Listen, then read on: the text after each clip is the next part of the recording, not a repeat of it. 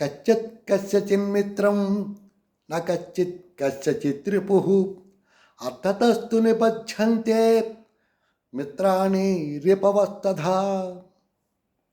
అంటే ఈ లోకంలో శాశ్వతమైనటువంటి మిత్రులు కానీ శాశ్వతమైనటువంటి శత్రువులు కానీ ఉండరు. ఆయా సందర్భాన్ని బట్టి ఆయా పరిస్థితులను బట్టి వారి వారి అవసరాల బట్టి మిత్రువులు శత్రుత్వము మిత్రత్వము ఏర్పడుతూ ఉంటుంది. ఈవేళ మిత్రులుగా ఉన్నవాళ్ళు రేపు శత్రువులుగా మారవచ్చు. రేపు శత్రువులుగా ఉన్నవాళ్ళు ఎల్లుండి మిత్రులుగా మారవచ్చు. వాళ్ళ పరిస్థితులను బట్టి ఉంటుంది ఇదంతా కూడా. రాజకీయ పార్టీలు చూడండి, కేంద్రంలో పొత్తు ఉంటుంది, రాష్ట్రంలో పొత్తు ఉండదు. ఈ రాష్ట్రంలో పొత్తు ఉండదు, వేరే రాష్ట్రంలో పొత్తు ఉంటుంది. ఎందుకంటే వీళ్ళిద్దరికీ కామన్గా వేరే శత్రువు ఉంటాడు. శత్రువు తనకి మిత్రుడు అన్న సూత్రం ఇక్కడ పనిచేస్తూ ఉంటుంది.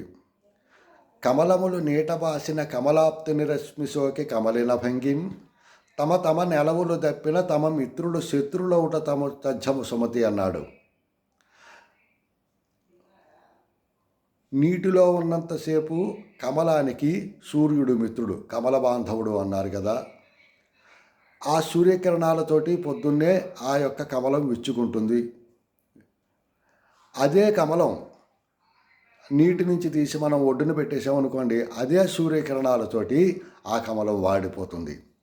నీటిలో ఉన్నంత వరకు ఆ కమలానికి సూర్యుడు మిత్రుడయ్యాడు. ఎప్పుడైతే అది స్థానభ్రంశం పొందిందో అదే సూర్యుడు శత్రువు అయ్యాడు.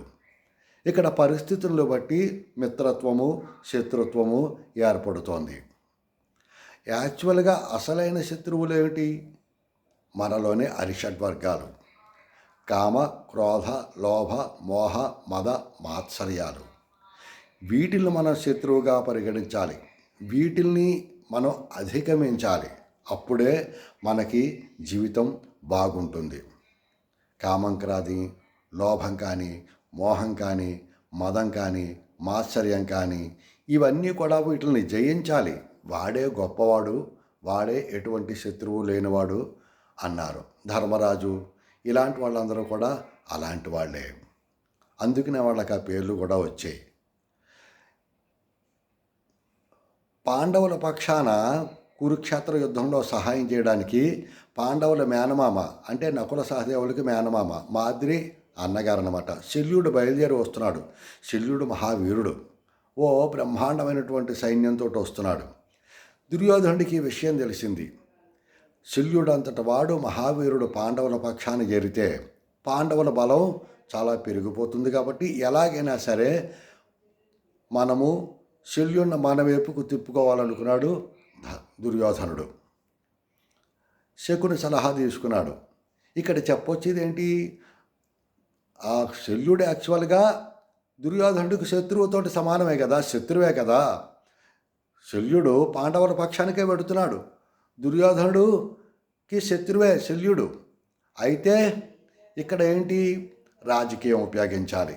ఆ శల్యుడిని తన వైపుకు తిప్పుకోవాలి. అందుకని దుర్యోధనుడు ఏం చేశాడు? వెంటనే మార్గ మధ్యంలోనే ఆ శల్యుడిని కలిసి ఆ శల్యుడికి నానా ఉపచారాలు చేసి కాకాపట్టి తన వైపుకు తిప్పుకున్నాడు. మిత్రుత్వం చేసుకున్నాడు. ముందర రోజు వరకు శత్రుత్వం, అవసరం వచ్చింది కాబట్టి మిత్రుడయ్యారు. ఆ విధంగానే ఈ శ్లోకం మనకి చెప్తోందన్నమాట. కచ్చిత్ కస్య చిన్మిత్రం న కచ్చిత్ కస్య చిత్రిపుః. మనకి శాశ్వతమైనటువంటి శత్రువులు ఉండరు, శాశ్వతమైనటువంటి మిత్రులు ఉండరు. మన అవసరాలను బట్టి మాత్రమే శత్రుత్వాలు మిత్రత్వాలు ఏర్పడతాయని ఈ శ్లోకంలో మనకి అర్థం అన్నమాట.